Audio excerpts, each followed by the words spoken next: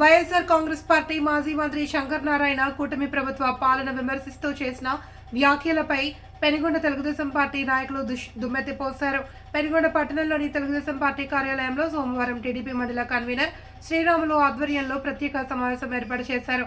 సత్యసాయి జిల్లా పెనుగొండ నియోజకవర్గ కేంద్రంలోని తెలుగుదేశం పార్టీ కార్యాలయంలో మండల తెలుగుదేశం పార్టీ నాయకులు మాట్లాడుతూ ప్రభుత్వ పాలనలో చెరువులకు నీళ్లు ఇవ్వలేని స్థితిలో మంత్రి సవితమ్మ ముందని మాజీ మంత్రి శంకర్ నారాయణ చేసిన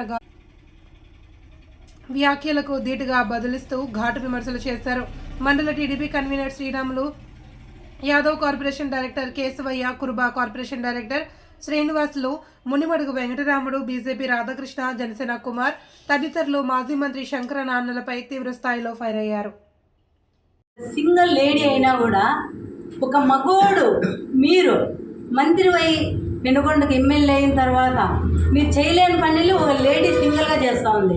ఆ అమ్మని మీరు ఇబ్బంది పెట్టినారు. ఒక కంకర్ మిషన్ లేకోకుండా పెట్రోల్ బంకులకి పెట్టుకోకుండా ఇబ్బందులు పెట్టినా కూడా ఆ అమ్మ ఈరోజు ఒక మగోడులాగా సాధించుకొని ఈరోజు అన్నా క్యాంటీన్ అయితేమి, బీసీ హాస్టల్ అయితేనేమి ఈరోజు ఎన్నో అభివృద్ధి చేస్తూ ఉంది ఆ అమ్మ. మీరు వాకింగ్ పోయే రోడ్డు కూడా ఆయన చేస్తుంది 7 నెలల్లో. ఒక రైల్వే స్టేషన్ రోడ్డు ఈరోజు 7 నెలల్లో ఆయమ్మ ఈరోజు రోడ్డు చేపిస్తూ ఉంది. ఈరోజు లో బడ్జెట్లో ఉన్నా కూడా గవర్నమెంట్ మీరు పెట్టేసిపోయినా కూడా ఈరోజు మా ఆయమ్మ ఇబ్బందులు పడి చూసి ఈరోజు అన్ని రోడ్లు వేపిస్తూ ఉంది. కానీ డెవలప్మెంట్ అంటేనే తెలుగుదేశం అంటేనే డెవలప్మెంట్. 5 ఏళ్ళలో మీరు ఏం చేశారు? ఒక రోడ్ ఏమైనా వేయించారా? ఎక్కడైనా శానిటైజర్ వేసి కడిగినట్లుంది పెనుగొండలో మీరు చేసిండే గొప్పంతా. అది పోతా అంటే వీధుల్లేకే ఎంతమంది మీరు కాబట్టి వస్తున్నారు. 5 ఏళ్ళు వాళ్ళు కనపడిన పాపాన్ని లేదు, ఓట్లు వేయించుకున్నారు అంతే. రామకృష్ణ, ఆంధ్రప్రదేశ్లో కూటమి ప్రభుత్వం ఏర్పడిన తర్వాత 7 నెలలు గడిచిన 7 నెలల్లో ప్రతి పంచాయతీకి నిధులు ఇస్తూ ప్రతి పంచాయతీలో ఉన్న డ్రైనేజీలు, కాలువలు, తార్ రోడ్లు ప్రారంభోత్సవాలు చేసి పూర్తిగా పనులు జరిగి పూర్తి బిల్లులు కూడా చెల్లించడం జరిగింది. కూటమి ప్రభుత్వం జగన్మోహన్ రెడ్డి ప్రభుత్వం ఉన్నప్పుడు ఏ రోజైనా కానీ గ్రామ పంచాయతీల్లో కానీ మున్సిపల్లో కానీ నిధులు కేటాయించి అభివృద్ధి చేసి డ్యాముల్లో నీళ్ళు ఇచ్చి చెరువులు నీళ్ళు నింపింటేగినా ఈరోజు ఆయన అధికారంలోకి వచ్చేవారు.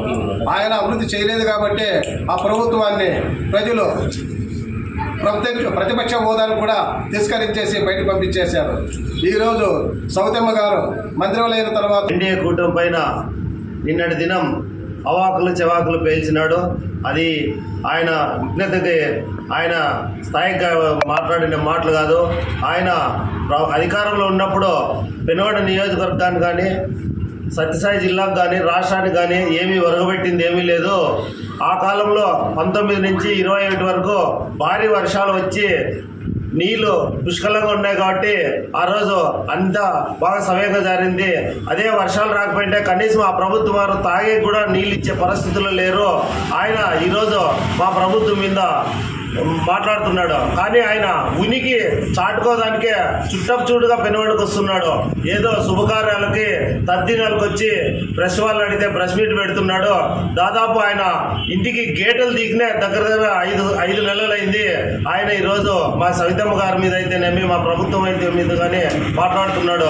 ఆయన బీసీ మంత్రిగా ఉండి అప్పుడప్పుడు బీసీ హాస్టల్కి పోయి నిద్రపోయి ఇచ్చినాడు హాస్టల్లో. కానీ ఆ హాస్టల్లో పిల్లలు ఈరోజు చెప్తున్నారు. నిన్నటి మాజీ ఎమ్మెల్యే మాజీ మంత్రి శంకర్ నారాయణ గారు మాట్లాడుతూ మా మంత్రి సౌతమ్మ గారు అంద్రినివా కాలం ద్వారా చెరువులకు నీళ్లు ఇవ్వలేదని చెప్పేసి ఆయన మాట్లాడడం జరిగింది. అయితే కారణాలు తెలుసుకోకుండా మాజీ ఎమ్మెల్యే శంకర్ నారాయణ గారు మాట్లాడుతున్నారు. ఎందుకంటే గత ప్రభుత్వంలో మీ వైసీపీ ప్రభుత్వంలో 2019 నుంచి 24 మధ్యకాలంలో అంద్రినివా కాలువలు వెడల్పు కానీ, ఆ కాలువల మరమ్మతులు కానీ, ఆ కాలువలకి పడిన గన్లు కానీ పూడ్చలేని అసమర్థ వైసీపీ ప్రభుత్వం నడిచింది. అప్పట్లో 2019 నుంచి 24 వరకు. అయితే మా ఎన్డీఏ కూటమి ప్రభుత్వం ఏర్పడిన తర్వాత 2024లో అంద్రినివా కాలువ ద్వారా నీరు మా పెనుగొండ నియోజకవర్గంలో అన్ని చెరువులకు నీరు ఇవ్వాలనే ఉద్దేశంతో గన్లు పూడ్చే కార్యక్రమంలో భాగంగా మా మంత్రి సౌతమ్మ గారు 1.5 కోట్ల నిధులు తీసుకొచ్చి పనులు చేయించడం జరుగుతుంది. అందులో భాగంగా కోనాపురం దగ్గర అంద్రినీవ కాలువ గండి పడితే అక్కడ గండి పూడ్చి కాలువ మరమ్మతుల పనులు కూడా పూర్తి అయ్యాయి. అదేవిధంగా సోమంతిపల్లి దగ్గర కూడా కాలువ గండి పడింది. ఆ పనులు కూడా త్వరితగతిన పూర్తి అవుతున్నాయి.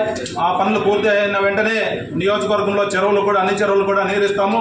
అదేవిధంగా గతంలో తీసుకుంటే 2014 నుంచి 19లో తీసుకుంటే అప్పట్లో గొల్లపల్లి రిజర్వాయర్ ఆ స్థలంలో మా అప్పటి ముఖ్యమంత్రి చంద్రబాబు నాయుడు గారు 4 సార్లు పైగా పర్యటించి 1 సంవత్సర కాలంలోనే ఆ గొల్లపల్లి రిజర్వాయర్ను పూర్తి చేసి, అదేవిధంగా పెనుగొండ నియోజకవర్గంలో అంద్రినీవ కాలువలు పూర్తి చేసి, అదేవిధంగా హిందూపురం వరకు కూడా అంద్రినీవ కాలువ ద్వారా చెరువులకు నీరు తీసుకెళ్లి మా పెనుగొండ నియోజకవర్గంలో కూడా అప్పట్లో చెరువులకు నీరు నింపిందే తప్ప వైసీపీ ప్రభుత్వం వచ్చిన తర్వాత ఒక్క చెరువు కూడా నీరు ఇచ్చిన పాపాన లేకపోలేదు.